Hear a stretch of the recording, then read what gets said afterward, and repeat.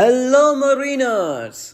Manveer Singh, ইন্ডিয়ার one of the best complete forward, যে গত 4 বছর ধরে আমাদের মোহনবাগানে আছে আর মোহনবাগানকে একটা আইএসএল আর দুরন্ত কাপ জিতিয়েছে।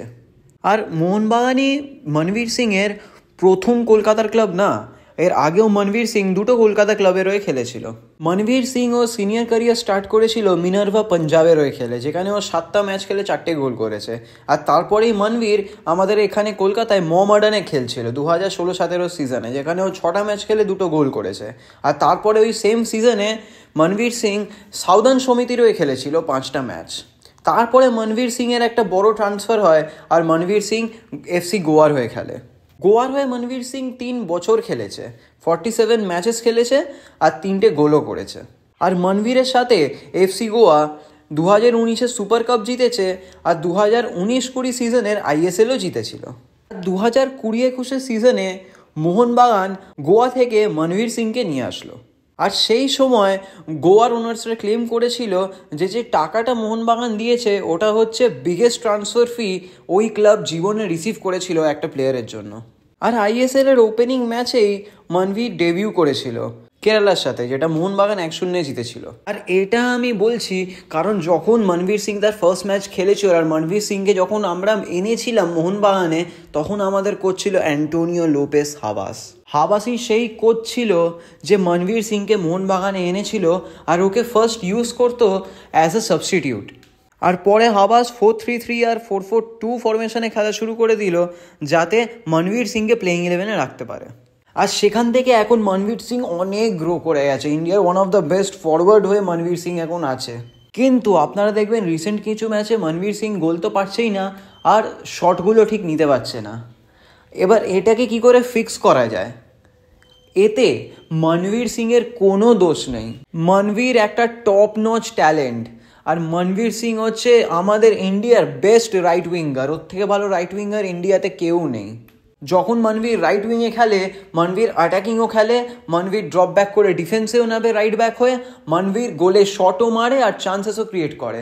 কিন্তু হাবাস আসার পর থেকে হাবাস একটা কাজ করছে, Habas for some strange reason Liston কোলাসোকে খেলাচ্ছে না লেফট উইংয়ে, যেটাও প্রমিনেন্ট পজিশন, আর তার বদলে মনবীরকে লেফট উইংয়ে খেলাচ্ছে। এবার এতে প্রবলেমটা কি, মনবীর খেলে তো দেবে লেফট উইংয়ে, কিন্তু ও কাজ হচ্ছে শুধু বক্স অব্দি বলটাকে নিয়ে যাওয়া। কারণ মনবীর হচ্ছে প্রেফার্ড ফুট হচ্ছে রাইট ফুট, ও ডান পায়ের প্লেয়ার, বাঁ পায়েরও প্লেয়ারই না। এই জন্য ও তার আগে কিছুই করতে পারবে না, ও শটই মারতে পারবে না, কারণ ও শট মারলেই বাইরে মারবে। ও বাঁ পায়ে একদম খেলতে পারে না। আপনারা দেখবেন যখন ও লেফট উইং থেকে ওঠেও শট যদি মেরেও থাকে ও কিছু করলেই ডান পা দিয়ে মারে, ও বাঁ পায়ে একদম কমফোর্টেবল না।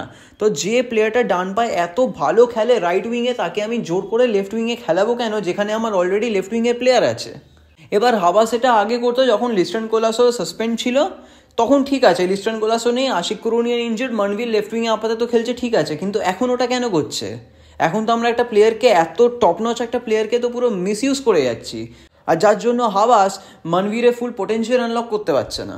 মনবীরকে খুব ইজিলি ফিক্স করা যায়, লিস্টন কোলাসোকে লেফট উইংয়ে খেলাও আর মনবীর সিংকে রাইট উইংয়ে খেলাও। মনবীর সিং যেটা ন্যাচারালি করে, ওর ন্যাচারাল ট্যালেন্ট যেটা, ওকে ওটা করতে দাও। যদি এইটা কন্টিনিউ করা হয় যে মনবীরকে লেফট উইংয়ে খেলাবো, তাহলে কিন্তু আমাদের টিমের খেলা তো নষ্ট হবেই, মনবীরের খেলা খারাপ হয়ে যাবে। এরা মেকশিফট লেফট উইঙ্গার বানিয়ে তো মনবীরকে কোনো লাভ হচ্ছে না, আর কোনো দরকার নেই আমাদের, যেখানে আমাদের লেফট উইংয়ে প্লেয়ার আছে। এর থেকে ভালো মনবীর সিংকে যদি অন্য পজিশনে খেলাতে হয় স্ট্রাইকার খেলিয়ে দাও, কারণ আমাদের দুটো স্ট্রাইকারই বিদেশি, কোনো কাজের না। কিন্তু আমাদের যদি স্কোয়াড ডেপথ হিসেবে দেখতে হয়, আমরা কিয়ান নাসিরিকে অ্যাজ আ স্ট্রাইকার ইজিলি খেলাতে পারি, আর ওকে অ্যাজ আ স্ট্রাইকার খেলিয়ে তারপর আমরা রাইট উইংয়ে মনবীরকে রাখতে পারি।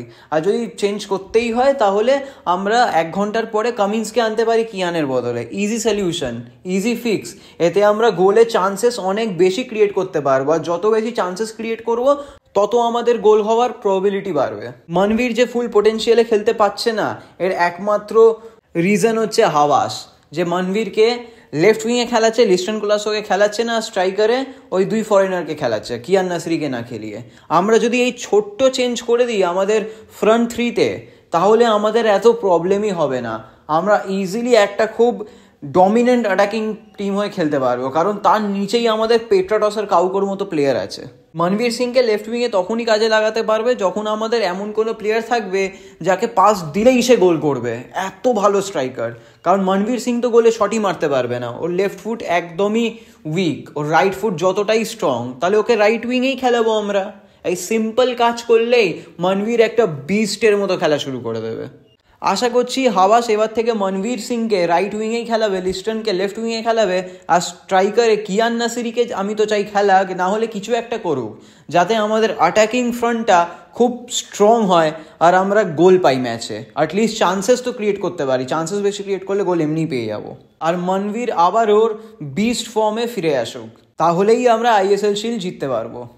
আপনার যদি ভিডিওটা ভালো লেগে থাকে চ্যানেলটাকে সাবস্ক্রাইব করুন এরম আরও ভিডিও পাওয়ার জন্য, ভিডিওটাকে লাইক করুন, আর আপনার কি মতামত এটা আপনি কমেন্টে জানান। And thank you for watching. Until next time, জয় মোহনবাগান।